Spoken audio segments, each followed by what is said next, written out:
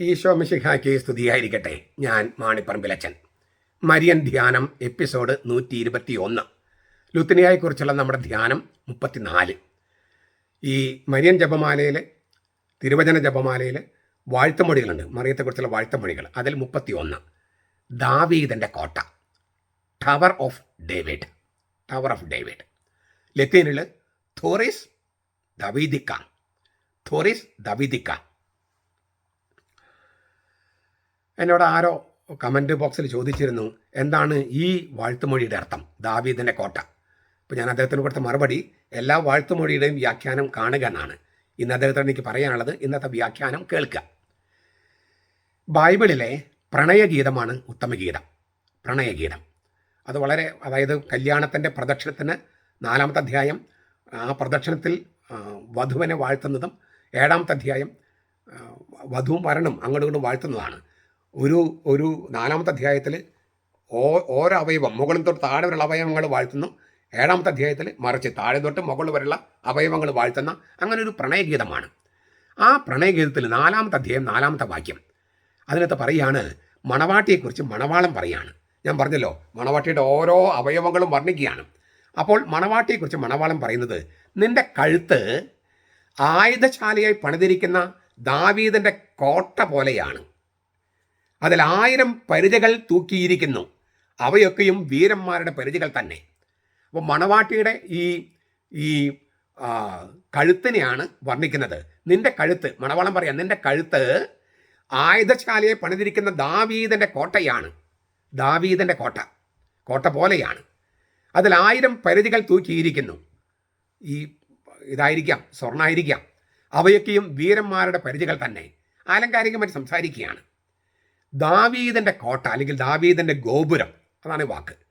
ബൈബിളിൽ ഇവിടെ മാത്രമേ ഈ വാക്ക് ഉപയോഗിച്ചിട്ടുള്ളൂ, ഈ ദാവീദിൻ്റെ ഗോപുരം അല്ലെങ്കിൽ ദാവീദിൻ്റെ കോട്ട എന്ന വാക്ക്. ചരിത്രപരമായി നമുക്കതറിയാം.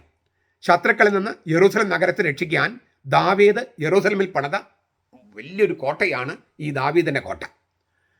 അപ്പോൾ ശത്രുക്കളിൽ നിന്ന് യെരൂശലേം നഗരത്തെ രക്ഷിക്കാൻ വേണ്ടി രാജാവ് പണിത കോട്ട. നമ്മൾ പല കോട്ടകളും കണ്ടിട്ടുണ്ടല്ലോ. ആരാണ് രക്ഷകൻ? ദൈവമാണ് രക്ഷകൻ. പക്ഷെ ദൈവം രക്ഷിക്കുന്ന ദൈവമാണെങ്കിലും രക്ഷകൻ ദൈവമാണെങ്കിലും ദൈവം നേരിട്ടങ്ങ് വന്ന് രക്ഷിക്കുകയല്ലോ, മാനുഷികമായ മുൻകരുതലുകൾ വേണം. അങ്ങനെയല്ലേ ദൈവം രക്ഷിക്കുന്നത്. അപ്പോൾ രാജാവ് തൻ്റെ രാജ്യത്തെയും വിശുദ്ധ നഗരത്തെയും രക്ഷിക്കാൻ വേണ്ടി ഒരു കോട്ട പണിതു. ദൈവമാണ് രക്ഷകൻ, സംശയമൊന്നുമില്ല. പക്ഷേ ദൈവം രക്ഷിക്കാനായിട്ട് ചില മാനുഷികമായ മുൻകരുതലുകൾ എടുക്കണമെന്ന് രാജാവിനോട് പറഞ്ഞു. ദാവീദ് അങ്ങനെ ഒരു കോട്ട പണിതു. ഇത് നമുക്ക് ഇതങ്ങനെ തന്നെ മറിയത്തിലേക്ക്, പഴയ നിയമത്തിൻ്റെ പശ്ചാത്തലത്തിൽ മറിയത്തിലേക്ക് നട്ടിരിക്കുകയാണ്. പിശാചിൻ്റെ ആക്രമണത്തിൽ നിന്ന് നമ്മെ രക്ഷിക്കുന്നതും രക്ഷിച്ചതും ക്രിസ്തുവാണ്. രക്ഷകൻ ക്രിസ്തുവാണ്. എന്നാൽ ദാവീദിൻ്റെ പുത്രനായ ക്രിസ്തുവിനെ ഗർഭം ധരിച്ച് പ്രസവിച്ച് സംരക്ഷിച്ച കോട്ടയാണ് മറിയം. അല്ലേ? ദാവീദിൻ്റെ പുത്രനാണ് ഈശോ മിശിഹ. ആ ഈശോ മിശിഹയെ ഗർഭം ധരിച്ചു.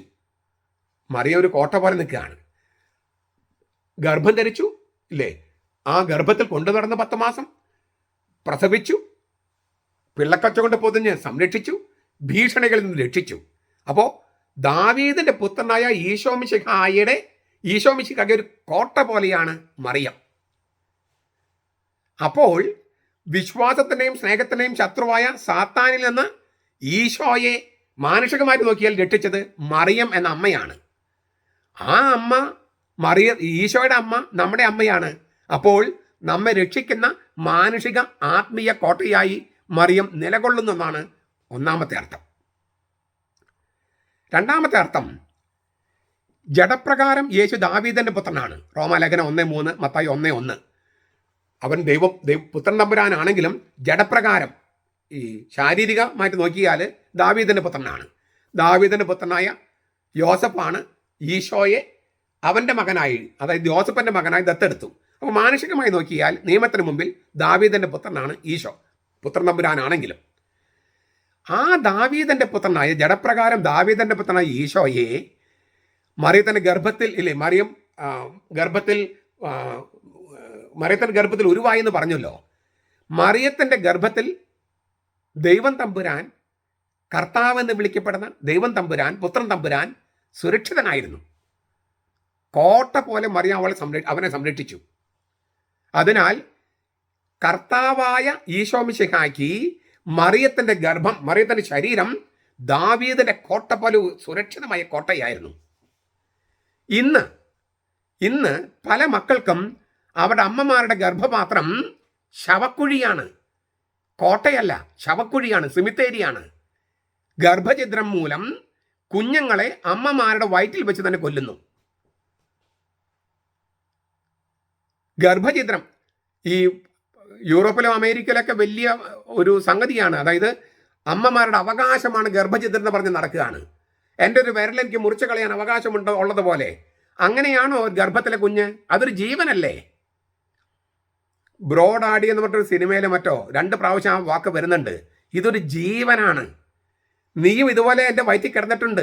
ഞാൻ അന്ന് നിന്നെ നശിപ്പിച്ചിരുന്നെങ്കിൽ ഇന്ന് നീ ഇവിടെ ഉണ്ടാകില്ല. അപ്പം നമ്മുടെ ഒരു വിരൽ മുറിച്ച് കളയുന്ന പോലെ, അങ്ങനെ മുറിച്ച് കളയാൻ നമുക്ക് അനുവാദമില്ല. മുറിച്ച് കളയുന്ന പോലെയാണോ ഗർഭത്തിലെ കുഞ്ഞ്? അതിൻ്റെ അമ്മയുടെ DNA ആണോ ആ കുഞ്ഞിൻ്റെ DNA? അപ്പൻ്റെ DNA ആണോ അതിൻ്റെ? അത് വേറൊരു ജീവനല്ലേ? അതിൻ്റെ ഗർഭത്തിൻ്റെ ആദ്യ നിമിഷം മുതൽ ആ ജീവനല്ലേ? അതിന് എവിടെയെങ്കിലും ഓടിപ്പോകാൻ പറ്റുമോ? അതിനെ അവിടെ വെച്ച് തന്നെ ഗർഭത്തിൽ തന്നെ കൊന്നു കളഞ്ഞാൽ അത് അമ്മ ദാവീദിന്റെ കോട്ട പോലെയാകുമോ അതോ ശവക്കുഴി പോലെയാകുമോ? ശവക്കുഴി പോലെയാകും. അപ്പൊ ഇന്ന് ഈ ദാവീദിന്റെ കോട്ട എന്നുള്ളത് വളരെ പ്രസക്തമായ ഒരു വാഴ്ത്തമൊഴിയാണ്. ഈ ഗർഭത്തിൽ ഈശോ സുരക്ഷിതമായിരിക്കുന്ന പോലെ തന്നെയായിരുന്നു പ്രസവിച്ചു കഴിഞ്ഞപ്പോൾ പിള്ളക്കച്ച കൊണ്ട് പൊതിഞ്ഞു. സോളമനെ, ജ്ഞാനത്തിന്റെ പുസ്തകം 7-ാമത്തെ അധ്യായത്തിൽ പറയുന്ന പോലെ, സോളമനെ, ഏറ്റവും ഗ്ലോറിയസ്റ്റ് രാജാവായ സോളമനെ പിള്ളക്കച്ച കൊണ്ട് പൊതിഞ്ഞതുപോലെ ഈശോയെ പൊതിഞ്ഞു മറിയം. അതിനുവേണ്ടി ആ നൈസ് സിൽക്ക്, ഏറ്റവും വിലയേറിയ സിൽക്ക് പട്ട് മറിയം കരുതി വെച്ചു. ദൈവം തമ്പുരാൻ എന്ന ആ ആളെ കോട്ട പോലെ സൂക്ഷിക്കാൻ. ആ കുഞ്ഞിന് ഭീഷണി വന്നപ്പോൾ ഈജിപ്തിലേക്ക് പോയി. ഏതാണ്ട് ഒരു 7 വർഷത്തോളം അല്ലെങ്കിൽ 6 വർഷത്തോളം അവിടെ പാർത്തു. ആ കുഞ്ഞുണ്ടല്ലോ, മറിയം ജോസഫ് കൊണ്ടുവന്ന കുഞ്ഞ്, അതാണ് നമ്മുടെ ദൈവം. അപ്പൊ എന്തിനാണ് ദൈവത്തിന് സംരക്ഷണം വിളിച്ച് ആൾക്കാർ ചോദിക്കും? നമുക്ക് ദൈവത്തെക്കുറിച്ച് തെറ്റിദ്ധാരണ ഉള്ളത് കൊണ്ടാണ്. ദൈവം സർവശക്തനായിട്ടല്ല ഭൂമിയിലേക്ക് വരുന്നത്. ഒരു കുഞ്ഞായിട്ടാണ്, ദുർബലനായിട്ടാണ്, സേവകനായിട്ടാണ്, അടിമയായിട്ടാണ്, കുരിശിൽ മരിക്കുന്നവനായിട്ടാണ്. സർവശക്തനായിട്ട് ഇങ്ങനെ കുതിരപ്പുറത്ത് വരുമല്ലോ നമ്മുടെ കർത്താവ്. ഈ ഈശോയെ ഹെരോദസ് കൊല്ലുമെന്ന് കാണാൻ ഭീഷണി വന്നപ്പോൾ മാലാഖ, ദൈവം തമ്പുരാൻ അയച്ച മാലാഖ പറഞ്ഞത് കുഞ്ഞിനെ എടുത്തിട്ട് ഓടാനാ പറഞ്ഞേ. എൻ്റെ മാലാഖ വന്നിട്ട്, കാവൽ മാലാഖ വന്നിട്ട് സംരക്ഷിക്കും, പേടിക്കേണ്ടെന്നല്ല പറഞ്ഞത്. കുഞ്ഞിനെ കൊണ്ട് ഓടുക. ആ കുഞ്ഞാണ് നമ്മുടെ ദൈവം. ഇപ്പം നമ്മൾ കുർബാന, ഈ കുർബാനയിൽ കർത്താവാണെങ്കിൽ കർത്താവ് സ്വയം സംരക്ഷിക്കില്ലെന്നാണ് ആൾക്കാർ ചോദിക്കണേ. അത് ദൈവത്തെക്കുറിച്ചുള്ള തെറ്റിദ്ധാരണയാണ്. മറിയും ജോസഫും വേണമായിരുന്നു ഈ കുഞ്ഞിനെ കോട്ട പോലെ നിൽക്കാൻ. തിരിച്ചു വന്നപ്പോഴും അർക്കലേബസ് എന്ന ദുഷ്ടനായ രാജാവായത് കൊണ്ട് ബെഥലഹേമിൽ പാർക്കാതെ നസറത്തിൽ പോയി പാർത്തു. അവിടെ ഹെരോദസ് ആണ്, എന്തിലും അർക്കലേബസിന്റെ അത്രയും ദുഷ്ടനല്ല. ആ കുഞ്ഞിനെ സംരക്ഷിക്കുകയാണ്. അപ്പോ രക്ഷകനായ, സർവശക്തനായ രക്ഷകനെ കോട്ട പോലെ കാത്തവളാണ് മറിയം.